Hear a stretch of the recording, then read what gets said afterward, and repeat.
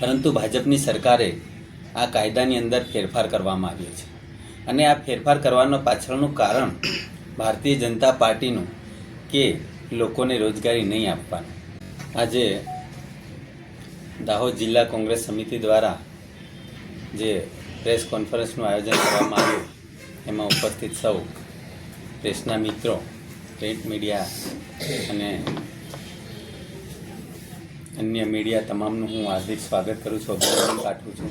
સાથે સાથે અમારા દાહોદ જિલ્લા વિરોધ પક્ષના નેતા કિરીટભાઈ, માજી ધારાસભ્ય ચંદ્રિકાબેન, વજુભાઈ, દાહોદ જિલ્લાના મહામંત્રી એવા ગોવિંદભાઈ, તમામ તાલુકા પ્રમુખશ્રીઓ ને તમામનું હાર્દિક સ્વાગત કરું છું, અભિનંદન પાઠવું છું.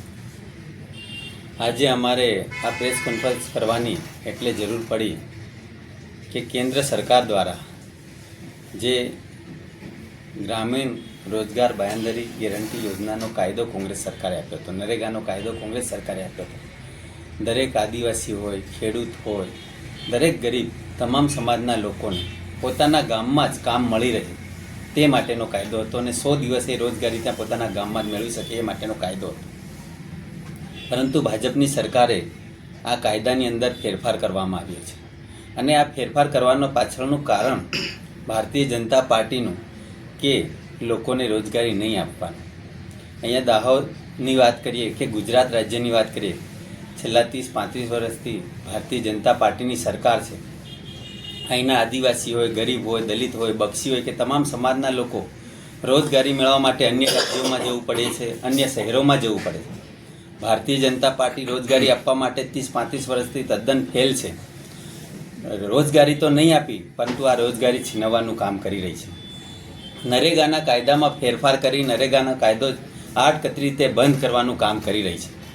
નામ બદલવાનું એ મહત્ત્વનું તો નથી, પરંતુ આ કાયદામાં જે તે ફેરફાર કરી રહી છે અને લોકોનો જે હક છીનવવાનું કામ કરી રહી છે એના માટે અમે આ પ્રેસ કોન્ફરન્સ કરી રહી છીએ અને આ કાયદાનો અમે સખત વિરોધ કરીએ છીએ.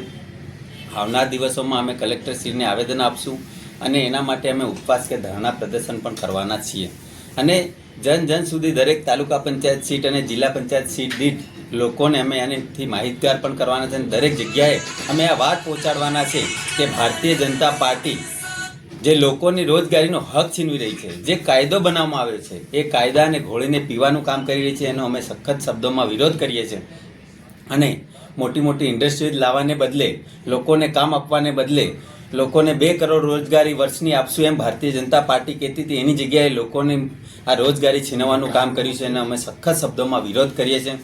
અહીંયા રેલવેનું કારખાનું બન્યું, 22,000 કરોડના ખર્ચે બનાવવામાં આવ્યું, 10,000 ભરતીઓ કરવાની છે, સ્થાનિક 8,500 યુવાઓને રોજગારી માટે લેવાના છે. એમાંથી દાહોદ જિલ્લામાંથી એકને પણ લેવામાં આવ્યો નથી.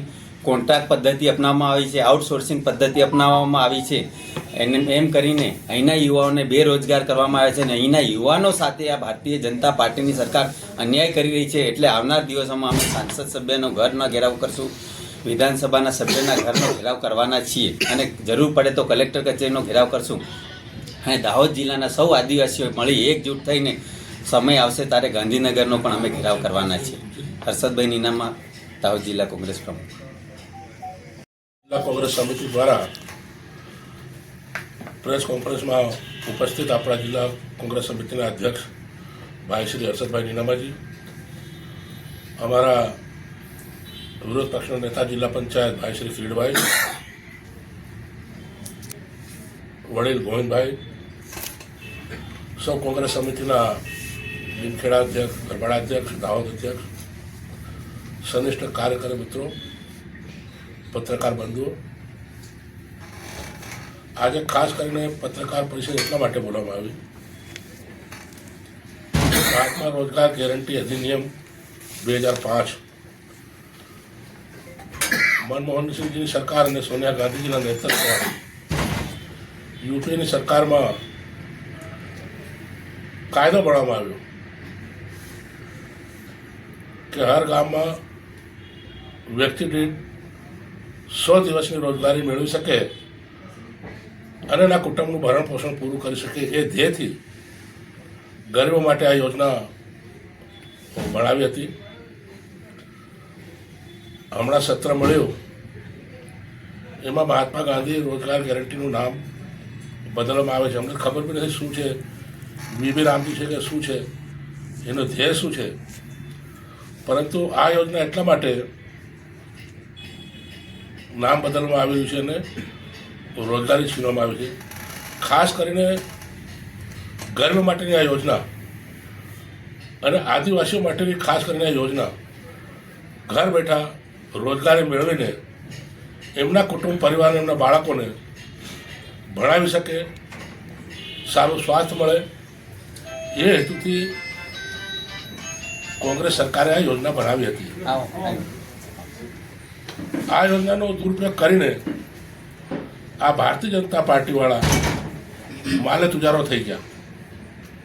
તમે સમગ્ર ગુજરાતમાં દેખો, એક જિલ્લાની વાત નહીં, રાજકોટ દેખો, હિંમતનગર દેખો, મહેસાણા દેખો, પાટણ દેખો, પંચમહાલ દેખો, ડાંગ, વલસાડ, સુરત, મોટા મોટા કરોડો રૂપિયાનો ભ્રષ્ટાચાર આ યોજનામાં પૈસા ખાઈ ગયા છે.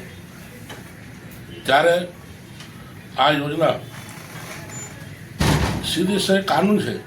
કાનૂન એવું કહે છે કે તમે ગ્રામ પંચાયતમાં જાઓ, સરપંચને, તલાટીને રોજગારી મળવા માટે અરજી આપો, તમને જોબ કાર્ડ આપે, 8 દિવસમાં રોજગારી નહીં મળે તો 15 દિવસમાં તમારે ઘર બેઠું પગાર મળે. એ કાનૂનમાં જોગવાઈ કરવી છે. પરંતુ આ લોકો યેન કેન પ્રકારે ઠરાવો મંગાવે, બજેટ બનાવે, ગાંધીનગર મોકલે, એમ કરીને લાભાર્થીઓને અને ગરીબ લોકોને ભરણ પોષણ કરવાનું કાવતરું છે. કશું જ અમલમાં નથી. હમણાં જેમ અમારા કિરીટભાઈએ કીધું કે આખા જિલ્લામાં કૂવાનું કામ કેમ ચાલે. કોઈ પણ કામ કરી શકો તમે, કોઈ પણ પ્રકારની રોજીરોટી મેળવી શકો, તમારા ખેતરને સરખું કરી શકો, તમે ચેકોલ બનાવી શકો, તમે સીસી રોડ બનાવો, તમે પ્રાથમિક શાળાનો ઓરડો બનાવો, આંગણવાડી બનાવો, કૂવા ખોદો, દરેક કામગીરીમાં જોગવાઈ છે. તો જે આ ભારતીય જનતા પાર્ટીની નીતિ છે એ ગરીબોની વિરોધી પાર્ટી છે. માલે તુજારોની, અદાણી, અંબાણી, ટાટા, બિરલાઓની આ પાર્ટી છે, ગરીબોની પાર્ટી નથી. આવનાર દિવસોમાં અમે ગામે ગામે જઈને આ મહાત્મા ગાંધી રોજગાર ગેરંટીની યોજનાનું નામ બદલી રાખે અમે પ્રજાને જાગૃત કરીશું અને ઉગ્ર આંદોલન પણ સતત અમારું આંદોલન આખા ભારત દેશમાં જેમ રાહુલજી કીધું એમ 1 મહિના સુધી ગામે ગામ અમે આંદોલન કરીશું. એમાં કોઈ શંકા નથી. અને આ નામ ફરીથી મહાત્મા રોજગાર ગેરંટીનું નામ રહે અને કાનૂન કાયદાને તમે બદલી નથી શકતા. અસ્તુ. જય કોંગ્રેસ. આજે દાહોદ જિલ્લામાં કોંગ્રેસ કમિટી દ્વારા જે પીસી કરવામાં આવેલી છે એમાં તમામ મહાનુભાવ તેમજ કાર્યકર મિત્રો આખા દેશમાં 3-4 દિવસથી અલગ અલગ પ્રોગ્રામો જે નરેગા યોજનાના થઈ રહ્યા છે, ત્યારે આ ભાજપની સરકારે મહાત્મા ગાંધીનું નામ જે બદલીને એમનું ભાજપનું જે નામ છે, શું કહે છે, જી રામજી નામ એમનું ઉમેર્યું છે. એમાં અમારી કોંગ્રેસ કમિટી આખા દેશમાં આજે એનો વિરોધ કરી રહી છે. જ્યારે મહાત્મા ગાંધી ગેરંટી યોજના તમામ આજુબાજુના ગામડાઓ, આદિવાસી વિસ્તારમાં નાના મોટા કામો કરીને અમારા આદિવાસી ભાઈ બહેનો જે રોજગારી મેળવતા હતા એ રોજગારી આજે ભાજપની સરકારે છીનવી લીધી છે. ત્યારે એમના મળતિયાઓને અને મોટા મોટા ઉદ્યોગપતિને આ યોજનામાં સમાવેશ કરવાના છે. ત્યારે પહેલાં એવો કાયદો હતો કે 100 દિવસની રોજગારી જ્યારે આપણે કરવા જઈએ ત્યારે આપણને મળતી હતી. હવે આ યોજના ભારત સરકારે બદલીને ક્યાં જરૂરિયાત છે ત્યાં એમના મળતિયાઓને મૂકીને મોટા તલાવો હોય, મોટા ચેક ડેમો હોય, આમ મોટા મોટા કામો કરવા માટેની આ યોજના એ લોકોએ કાયદો કર્યો છે.